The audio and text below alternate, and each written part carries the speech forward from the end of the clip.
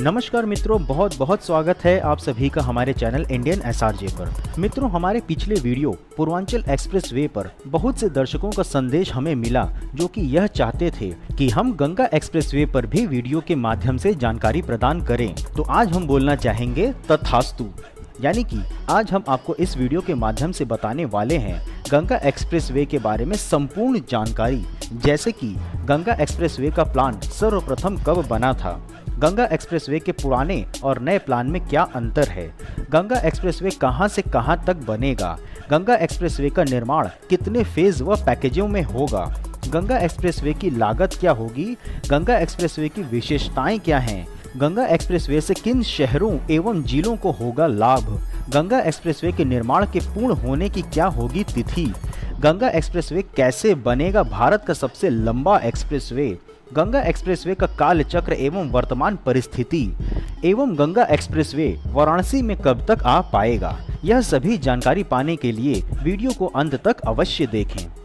दोस्तों, वीडियो में आगे बढ़ने से पहले मेरी आपसे एक छोटी सी रिक्वेस्ट है, निवेदन है, अपील है कि अगर अभी तक आपने चैनल सब्सक्राइब नहीं किया है तो सब्सक्राइब करके हमारे मनोबल में वृद्धि करें और साथ ही बेल आइकन भी प्रेस करके ऑल पे सेट करें ताकि आपको आगे आने वाले नोटिफिकेशंस भी तुरंत मिलती रहें। गंगा एक्सप्रेसवे परियोजना सर्वप्रथम वर्ष 2007 में उत्तर प्रदेश के तत्कालीन मुख्यमंत्री मायावती द्वारा शुरू किया गया था। उस समय परियोजना का उद्देश्य था गंगा नदी के किनारे कुल 1047 किलोमीटर की 8 लेन एक्सप्रेसवे की सड़क का निर्माण, जो कि परिवहन क्षमता में विकास के साथ साथ उत्तर प्रदेश के पूर्वी और पश्चिमी सीमाओं के बीच उच्च गति संपर्क सुनिश्चित करना और गंगा किनारे के क्षेत्र जिनमें कि ग्रेटर नोएडा से लेकर बलिया तक का क्षेत्र आता है, वहां पर एक्सप्रेसवे के निर्माण को बाढ़ नियंत्रण तटबंध के रूप में भी प्रयोग करना, जिससे कि नदी के बाढ़ से भी बचा जा सके, क्योंकि बाढ़ इन क्षेत्रों में कृषि एवं पर्यावरणीय क्षति का एक प्रमुख कारण है।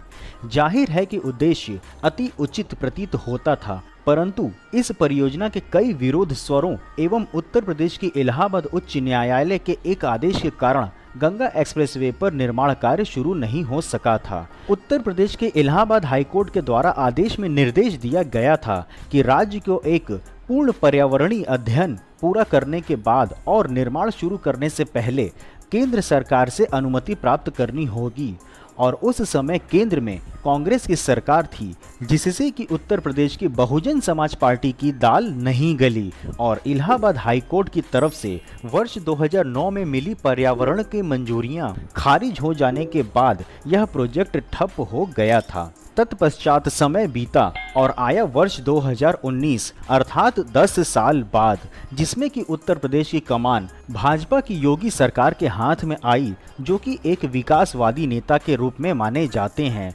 जिन्होंने इस परियोजना को ड्रीम प्रोजेक्ट के रूप में माना। 29 जनवरी 2019 को उत्तर प्रदेश कैबिनेट ने कुंभ मेले के आयोजन स्थल प्रयागराज में मेरठ और प्रयागराज के बीच गंगा एक्सप्रेसवे के निर्माण को एक अलग संरेखण के साथ परियोजना को फिर से पुनर्जीवित करने के लिए योगी सरकार द्वारा मंजूरी दिया गया, और इस बार पिछली सरकार की गलतियों से सबक लेते हुए योगी सरकार ने प्रोजेक्ट पर रीवर्क किया और गंगा नदी के तट से 10 किलोमीटर की दूरी पर एक्सप्रेसवे को ले जाने का फैसला लिया। ज्ञात हो कि वर्ष 2007 के शुरुआती प्रस्ताव के अनुसार यह प्रोजेक्ट गंगा बेसिन में था, जिसके चलते ही यह प्रोजेक्ट अटक गया था। अब बात करते हैं वर्तमान गंगा एक्सप्रेसवे प्रोजेक्ट के बारे में। यह Ganga expressway entry controlled greenfield परियोजना है, जिससे कि उत्तर प्रदेश के संपूर्ण दिशात्मक विकास के लिए करीब 600 किलोमीटर लंबे इस एक्सप्रेसवे का निर्माण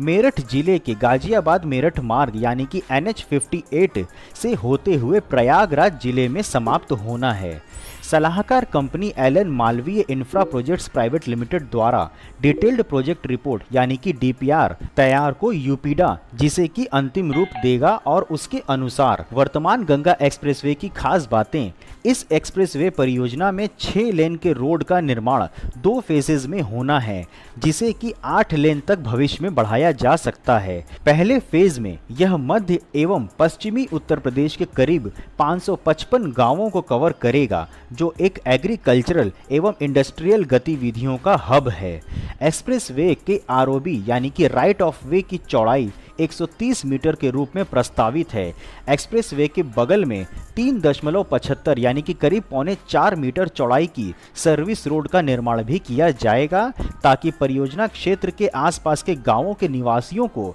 सुगम परिवहन सुविधा भी मिल सके। प्रोजेक्ट की नोडल एजेंसी है यूपीडा यानी कि Uttar Pradesh expressway industrial development authority, और उसने कंस्ट्रक्शन लागत का अनुमान करीब 23,436 करोड़ रुपए जताया है। इसमें भूमि अधिग्रहण की लागत करीब 10,000 करोड़ रुपए अतिरिक्त है। इस प्रोजेक्ट की कुल लागत करीब 32,298 करोड़ रुपए है, जो कि और भी बढ़ने की संभावना है। इस ड्रीम प्रोजेक्ट के पूरा होने से दिल्ली और प्रयागराज के बीच की वर्तमान यात्रा का समय, जो कि 10 से 11 घंटे है, उससे घटकर 6 से 7 घंटे तक का ही रह जाएगा। इस प्रोजेक्ट को एक साथ शुरू कराया जाए, इसके लिए इसे 12 पैकेजों में विभाजित किया जाएगा और हर टेंडर का चयन प्रतिस्पर्धा बिडिंग के जरिए ही होगा। इस एक्सप्रेसवे के निर्माण में 292 अंडरपास, 8 आरओबीज, 10 फ्लाईओवर, 19 इंटरचेंज और 137 पुल यानी कि ब्रिजेस बनेंगे।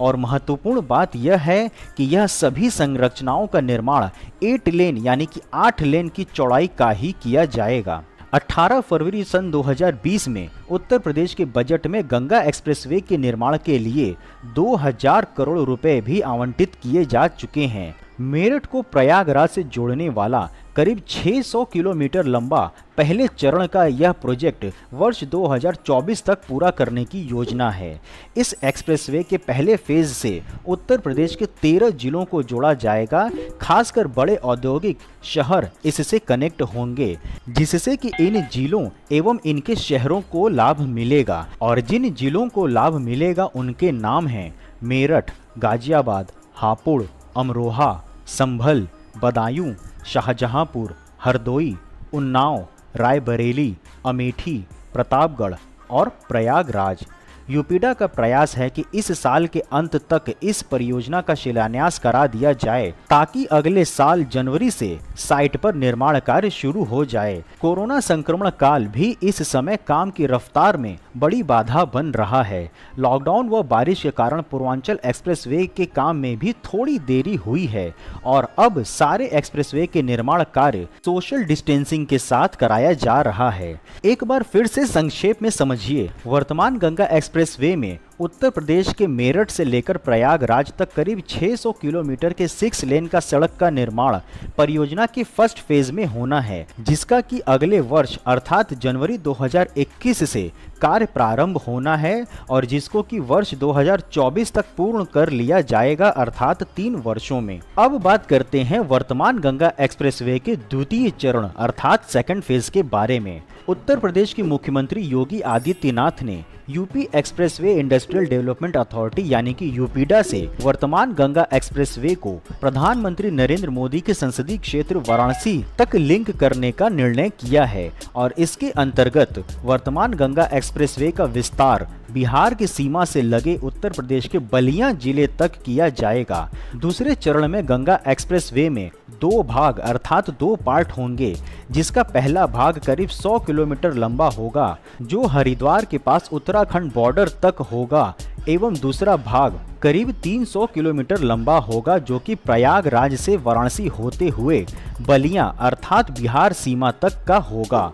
उत्तर प्रदेश सरकार ने वर्ष 2025 तक इस प्रोजेक्ट को पूरा करने का समय सीमा रखा है। महत्वपूर्ण बात यह है कि वर्तमान गंगा एक्सप्रेसवे के दोनों चरणों की कुल लंबाई करीब 1000 किलोमीटर से ज्यादा की होगी। इसके बाद यह देश का सबसे लंबा एक्सप्रेसवे बन जाएगा। इसके साथ ही पूर्वी उत्तर प्रदेश एक्सप्रेसवे के जाल के जरिए राष्ट्रीय राजधानी से भी जुड़ जाएगा। ज्ञात हो कि वर्तमान समय में भारत का सबसे लंबा एक्सप्रेसवे है मुंबई नागपुर एक्सप्रेसवे, जिसकी की कुल लंबाई है 701 किलोमीटर। लेकिन गंगा एक्सप्रेसवे के दोनों चरणों के निर्माण के बाद उत्तर प्रदेश का यह वर्तमान गंगा एक्सप्रेसवे देश का सबसे लंबा एक्सप्रेसवे बन जाएगा, जिसकी की कुल लंबाई 1000 किलोमीटर से ज़्यादा की होगी और बनने के बाद वाराणसी से दिल्ली की दूरी करीब 8 घंटे की रह जाएगी, जो कि अभी करीब 12 घंटे की है।